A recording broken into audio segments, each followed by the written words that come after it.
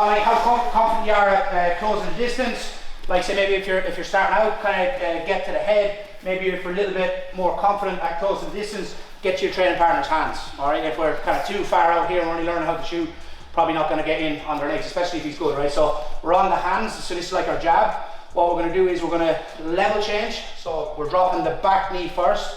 We said that common mistake that people make is they drop the lead knee down to the floor. One reason why this can be wrong is you're sending some of the energy into the floor and the rest goes into your training partner. Obviously we're exaggerating it a little bit, right? And then the second reason is my knee goes down, my head goes down, and this isn't going to be good for jiu-jitsu with guillotines and front headlock attacks and so on. So what we're going to do is we're going to level change we're going to drop the back knee, we're going to push off the back foot.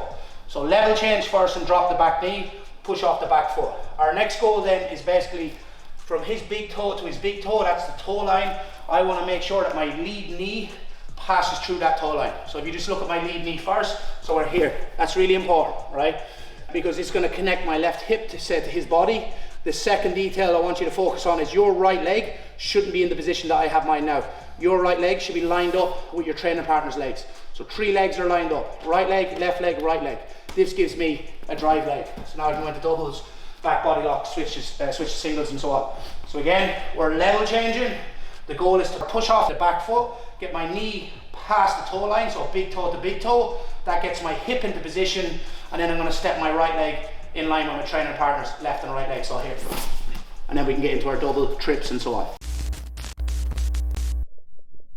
We're here, we're hand fighting, we're dropping the back knee. I get a green light to take my shot, so maybe my partner's standing tall, so I level change, push off the back leg, bring your lead knee past the toe line from big toe to big toe, and then my right leg goes outside here. All right, obviously we're not going to hang around here too long. I'm going to snake my hand down on the calf, get as much connection with my arm. Really important detail. So I'm not just gripping my hands because it's going to be easier for your partner to sprawl and defend and so on. So what I'm going to do is I'm going to snake my thumb down, connect my bicep, forearm, and the rest of my hand and fingers. I'm going to try to do as much of that as I can on the opposite side here. At any stage, if you can lock your hand for a double leg, this is always going to be better, because if Mike tries to sprawl now, it's pretty hard. All right, and obviously we're not going to hang around here too long. But if his stance is a little bit wider, you're going to snake these hands down and have like an open stance. For the double leg, obviously we're going to use our right leg to come up onto our left leg. We're going to kind of stay in a mid stance, and I'm going to drive him over towards his right hip. I'm going to get movement by driving off my right leg, and my goal is to take his left leg outside my right hip. We drive till we land into half guard, side control, and so on. All right, so again, so we're hand fighting here. Take a pause if you want. So if you're kind of, take a pause and just check your posture. So let's say we're here, he doesn't level change with me, just pause and then think of your next step.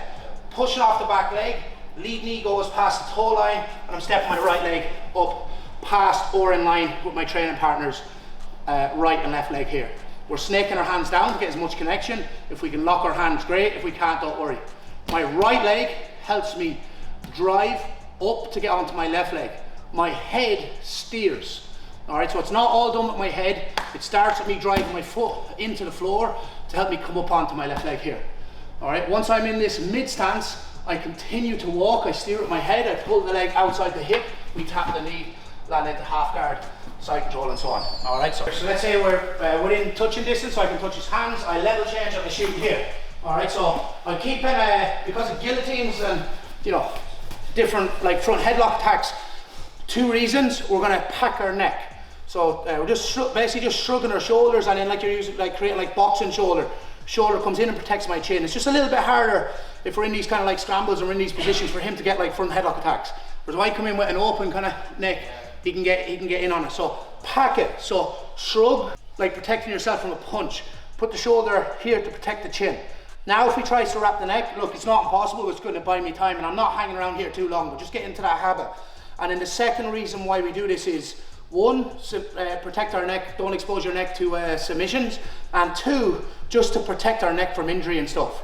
If we're shooting and our head is kind of loose, maybe sprawls on your stuff, so I'm more vulnerable to getting like, damage in my neck and getting stingers in my neck. So let's protect it here, and now I can drive. All right, when we drive off the right leg, we're staying in that mid stance. This left leg goes out to my right hip. I'm lifting this as high as I can, so using this nice kind of false grip we talked about, and I'm going to steer with the head and I tap with my left hand. So we're moving, we're here. We land into half guard, side control, and so on.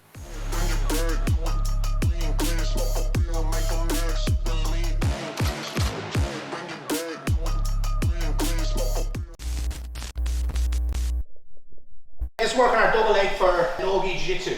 So again, like say in a lot of grappling arts, judo, you're obviously like a little bit more upright, kind of freestyle wrestling, you're going to be way lower. Jiu-jitsu, you're going to be somewhere in this middle stance because of like say selections and everything else, right? We didn't really talk about the actual setup on the shot. We just spoke about like say where to shoot from, so gauging distance. So one way you can gauge distance is touching our partner's hands. Obviously, I can't touch his hands, you know, unless you like have a really good shot, you can close distance really far. Against someone that's really good, you're probably not going to get in on the legs. So we're here. A lot of time you can go with like say collar ties and say snaps. When he starts to come tall, this is a good chance to shoot in on your double as well. So again, we didn't talk too much about the setup, just more about where to shoot from and just a variation of shooting a double leg. Again, so we're on the hands, we level change, push off the back leg, knee goes past the toe line, and then our three legs line up. Right leg, left leg, right leg here. If we can, we're going to lock our hands for a double leg. If not, we're going to snake the hands down towards the calf. I get as much connection as we can with our arms. So you can see, this is just my hands kind of connecting. It's going to be easier for him to sprawl and defend. Whereas if I rotate the thumb down, I get connection not only with the hands, the wrists and the forearms, but I get my biceps and shoulders into it as well. It's going to be way stronger. If you find that you're in this position and for whatever reason you're just not able to build back up, so he's putting weight on you here, you feel like if you kind of like put some weight on me, like you start to sprawl here, and I just find I'm just not able to build up, all we're going to do, because our right leg's in a good position, is hook, and I drop my body weight forward. And instead of getting half guard on his right side, I get half guard now on his left side. All right, so if you look at our double leg before, we got half guard on the opposite side here. Whereas when we go for this trip double leg, so we're here, level change, we shoot, hook, drop, slide our knee. When you land, your knee's below your training partner's knee, slide this knee up, take an underhook, chest to chest, start passing from here. So we'll just do that one more time. So the exact same setup. So again, we're on the hands, on the head, maybe we go with a snap, he postures up, level change, pause just for mechanics, push off the back leg, knee goes past the toe line, our legs are lined up, we've connection or locked hands, step your leg in front, and then my head goes over my foot. Bring his leg back, slide your knee past your training partner's knees, get chest to chest, an underhook or double unders, and so on. Right, so 3, 2, 1.